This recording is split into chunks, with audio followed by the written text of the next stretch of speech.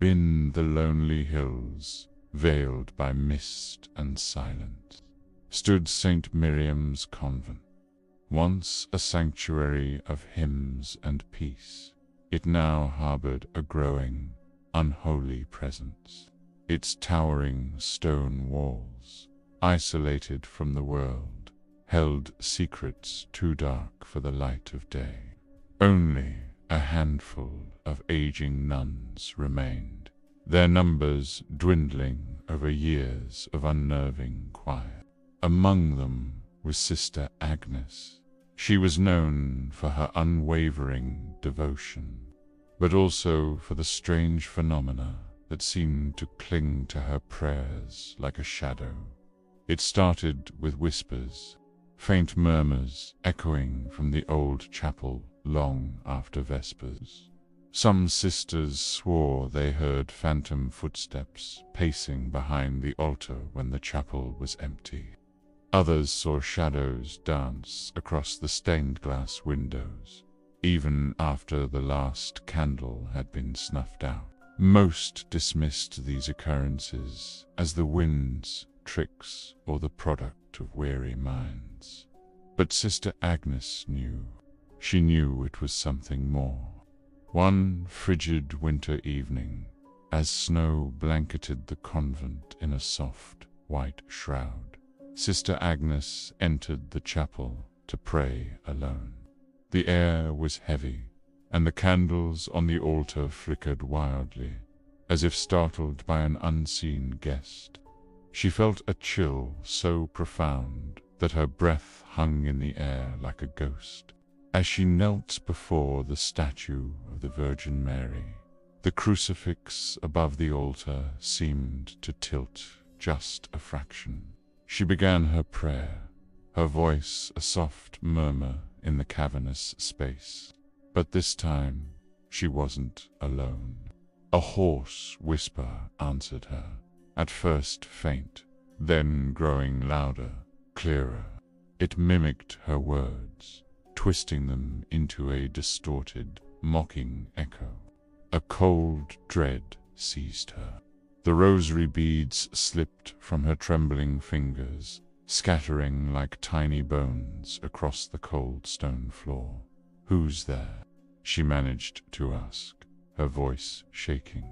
From the shadows behind the altar, a low, guttural laugh answered a sound utterly alien, a sound that had no place within those sacred walls. She scrambled to her feet, desperate to flee, but the heavy chapel doors slammed shut with a deafening boom. The candle flames erupted, turning a terrifying, brilliant blue, and the statue of the Virgin Mary slowly, impossibly, turned its head to face her. That night, the other nuns found Sister Agnes unconscious on the floor. When they tried to rouse her, she let out a piercing scream and began muttering in Latina language she had never been taught, spewing words of blasphemy. From that day forward, the convent was no longer a house of God. The church bells would ring at the stroke of midnight, pulled by no human hand. Crucifixes would tear themselves from the walls and crash to the ground. The scent of burning incense, acrid and suffocating, filled the air even when no rites were being performed. Sister Agnes herself was transformed. She would spend hours staring blankly at the chapel doors, her lips moving in a silent, one-sided conversation. Sometimes she would vanish for the entire night, only to reappear at dawn. Her hands stained with ash, dark soil caked beneath her fingernails. The other sisters were terrified, their fear a palpable thing that hung in the hallways. But they dared not confront the darkness that now wore Annis's face. One moonless night, Sister Catherine, the youngest of the order, decided she had to know the truth. She followed Agnes as the older nun walked barefoot through the biting snow, her path leading straight to the old, forgotten cemetery behind the convent. Hiding behind a weathered angel statue, Catherine watched, her heart pounding against her ribs as she clutched her small wooden cross. Agnes stopped before an ancient, crumbling tomb. She began to chant.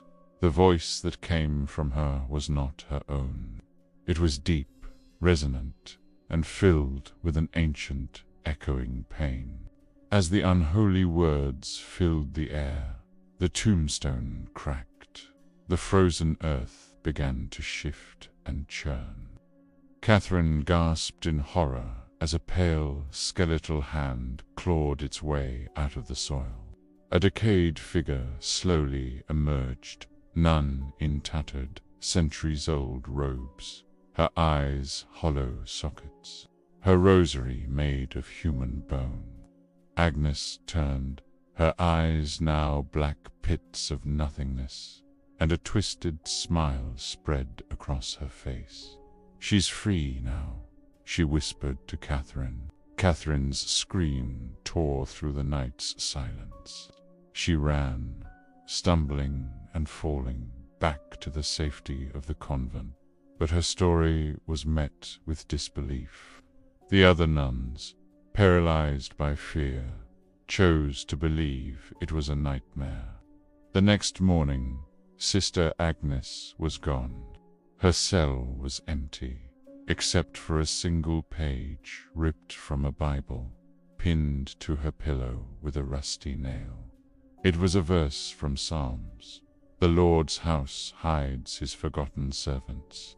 After Agnes's disappearance, the true horror began. The chapel was a place of active malevolence. Shadows lunged from corners, and whispers slithered through the halls after midnight. The Mother Superior attempted to bless the grounds, but each time she began the rite, the candles would extinguish, and a bone-deep cold would descend. The evil was too strong. Weeks later, a priest from the nearest village arrived, summoned by rumors of possession, of a great evil masquerading as a holy woman. He was a man of stern faith, and he immediately began an exorcism in the chapel. His voice was firm, his Latin unwavering as he commanded the entity to depart. But as he prayed, the stained-glass windows shattered inward. Unseen hands gouged deep scratches into the stone walls. The crucifix above the altar began to weep blood from its carved eyes. The priest fell to his knees, his faith faltering, and then she appeared behind him. Sister Agnes. Her face was a mask of pale death. Her lips curled into a triumphant grin. Her voice was a legion, a dozen tongues speaking as one.